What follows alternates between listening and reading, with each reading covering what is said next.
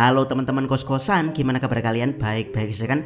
Banyak yang bingung bagaimana teknik kutukan Kirara Hoshi bekerja karena pertarungan melawan Kirara di episode ke-6 ini sangat ribet sehingga alih-alih fokus ke pertarungan, para penonton juga dibuat pusing dengan penjelasan Tengen garis miring narator terhadap teknik kutukan Kirara. Pertanyaannya, apakah episode 6 Jujutsu Kaisen disutradarai dengan baik? Jawabannya adalah sangat baik. Bahkan penjelasan Kirara di anime juga lebih mudah dipahami daripada di manga. Cuman memang topik yang dijelaskan sangat-sangat sulit, dimana banyak orang yang tidak paham sehingga ratingnya menjadi 8.4 di IMDb. Yap, rating yang cukup tinggi, tapi biasa saja untuk ukuran Jujutsu Kaisen. Berikut pembahasan Jujutsu Kaisen Season 3 episode 6. Check it bro. Pertama, penjelasan simple teknik kutukan Kirara. Untuk penjelasan detailnya, teman-teman bisa menonton video Abdikos yang ini. Tapi di pembahasan anime ini, Abdikos akan jelaskan teknik kutukan Kirara yang sangat rumit dengan bahasa simple. Nama teknik Kirara adalah Love Rendezvous atau Interstellar Flight atau penerbangan antara bintang, di mana Kirara bisa menandai semua benda dengan energi kutukan menggunakan tanda bintang khusus tanpa perlu menyentuhnya. Kalau teman-teman perhatikan dengan detail, Sumiki membawa peta yang berisi 88 rasi bintang dari bumi saat mengajari Megumi, dan ya, dari 88 rasi bintang tersebut, teknik Kirara mengambil rasi bintang salib selatan sebagai penanda, karena ini adalah rasi bintang yang paling terkenal. Karena memang rasi bintang salib selatan banyak digunakan di bendera dunia seperti bendera Australia, bendera New Zealand, bendera Samoa, bendera Papua Nugini, dan bendera Brazil. Meski bentuknya salib, tapi sebetulnya rasi bintang salib selatan punya 5 bintang, dan dari 5 bintang tersebut jarak terdekatnya dari bumi adalah bintang Gekrax yang ada pada pintu ruangan Hakari dan koin Kirara, kemudian bintang Ginan yang ada pada Kirara, kemudian bintang Mimosa yang ada pada balok parkir, bintang Ekrax yang ada pada perut six pack Megumi, anjing suci, rabbit escape, dan puing-puing, dan terakhir adalah bintang Imai yang ada pada bokong panda dan mobil. Setelah mengetahui di mana semua tanda bintangnya, kita bahas efeknya. Efek pertama adalah benda yang diberi tanda bintang sama akan bersifat tarik-menarik. Contohnya Megumi dan Divine Dog yang baru disummon langsung dipaksa berdekatan karena tanda keduanya sama, yaitu Ekrax. Berikutnya panda dan mobil juga sama, yaitu Imai, jadi keduanya juga dipaksa berdekatan. Tanda lain yang juga sama adalah koin dan pintu ruangan Hakari, jadi Kirara bisa memanfaatkan koin tersebut untuk terbang menuju ke ruangan Hakari. Efek kedua adalah bintang yang berdekatan bisa berinteraksi, sementara bintang yang tidak berdekatan akan tertolak, di mana syarat untuk mendekati bintang yang tidak berdekatan adalah menyentuh bintang yang menjaga jarak di antara keduanya. Contohnya panda dan Megumi bintangnya saling berdekatan, yaitu Ekrax dan Imai, sementara Kirara dan pintu ruangan Hakari juga berdekatan, yaitu Gekrax dan Ginan.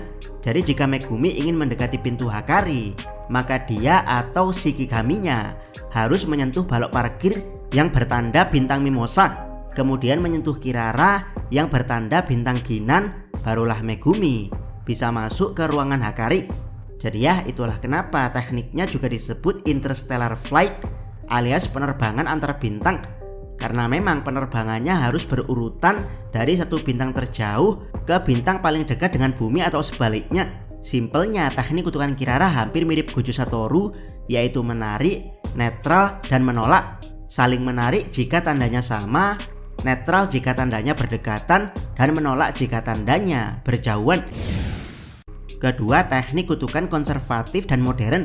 Di episode ke-6 ini sedikit dibahas kalau alasan Hakari diskors adalah karena konflik dengan para petinggi Jujutsu konservatif, di mana para petinggi Jujutsu konservatif ini banyak mengatur murid SMK Jujutsu tentang bagaimana seharusnya teknik kutukan itu. Buat yang tidak paham, Jujutsu Kaisen pada dasarnya adalah ilmu perdukunan, jadi semakin mendekati hal klinik teknik kutukan, maka semakin teknik kutukan tersebut dicintai oleh para petinggi konservatif. Tapi ya, dunia Jujutsu sudah berubah. Teknik yang dulunya klinik oleh para penyihir Jujutsu di era sekarang dirubah menjadi modern. Abdikos yakin Hakari tidak terlahir dengan ini teknik mesin judi pachinko, karena berdasarkan mudra Hakari dia memakai segel tangan Benzaiten, yaitu Dewi Musik dan Keberuntungan. Dari sinilah Hakari berusaha memahami teknik kutukannya yang berhubungan dengan musik dan keberuntungan. Maka dipilihlah teknik judi pachinko dengan tema series Pure Love Train yang memang ada nyata di dunia Jujutsu Kaisen. Kirara juga sama, teknik dia awalnya adalah perdukunan banget, yaitu ilmu nujum yang memprediksikan sesuatu melalui pergerakan benda langit. Ilmu nujum biasanya digunakan oleh nenek moyang bangsa Indonesia untuk pertanian di Jawa dan Sunda, serta melaut di sebagian besar suku pelaut Indonesia seperti Melayu Sumatera dan Bajo Sulawesi. Tapi ya, karena Kirara hidup di dunia modern, jadi dia mempelajari ilmu nujum tidak seperti nenek moyangnya, alias Kirara memodifikasi teknik kutukannya menjadi ilmu astronomi alias ilmu perbintangan modern. Agak spoiler, contoh paling nyatanya adalah Registar. Dia punya teknik kutukan kontraktual recreation, atau bahasa simpelnya membuat ulang kontrak perjanjian. Di era Heian kemungkinan Regi menggunakan tekniknya untuk mereplika kontrak-kontrak perdukunan dengan Shikigami dan roh kutukan yang memang sangat membludak di zaman keemasan Jujutsu. Benda-benda klinik seperti jenglot, batu aki, atau keris biasanya memang punya kontrak perdukunan dengan makhluk tertentu, atau Regi juga mengurusi kontrak kerajaan. Itulah kenapa Kenjaku bisa bersahabat dengan Registar, karena posisinya ini. Jadi jabatan Regi di era Heian kemungkinan adalah hakim kekaisaran atau bahkan kasim kerajaan. Tapi ya, karena di masa sekarang hal tersebut sudah tidak ada. Dengan info dari wadahnya, Regi memodifikasi tekniknya menggunakan struk belanja, karena struk belanja termasuk kontrak perjanjian. Jadi ya, pada dasarnya semua teknik perdukunan itu kebanyakan punya unsur awal klinik saat pertama kali bangkit di tubuh penggunanya. Tapi sang dukun memodifikasinya ke bentuk yang lebih modern, dan hal inilah yang sangat dibenci petinggi Jujutsu konservatif. Menurut petinggi konservatif, teknik Jujutsu itu harusnya seperti Nobara yang mempertahankan unsur klinik dari nenek moyang, mengingat Nobara memang langsung dilatih keras oleh neneknya saat sang ibu kabur dari takdir menjadi penyihir Jujutsu. Jadi vibe konservatif di teknik kutukan Nobara sangat kental banget, yaitu ilmu perdukunan santet paku. Ketiga, Yuji sang roda gerigi. Bagian akhir Jujutsu Kaisen episode 6 menunjukkan tekad Yuji sebagai roda gerigi alias gear penggerak mesin pembunuh roh kutukan di dunia Jujutsu. Bagi Hakari, peran Yuji sangat remeh jika dibandingkan Gojo. Jadi Hakari menganggap Yuji sebagai murid rendahan yang mengajaknya mati bersama karena memang meminta tolong di dunia Jujutsu. Berarti maukah dirimu siap mati bersamaku? Tapi ya, meski cuman roda gerigi, tapi tekad Yuji terlalu kuat sehingga Hakari ikutan bergairah terbawa suasana dengan tekad Yuji. Pada akhirnya dengan sedikit saran dari Kirara, Hakari luluh dalam gairahnya dan bersedia membantu Yuji.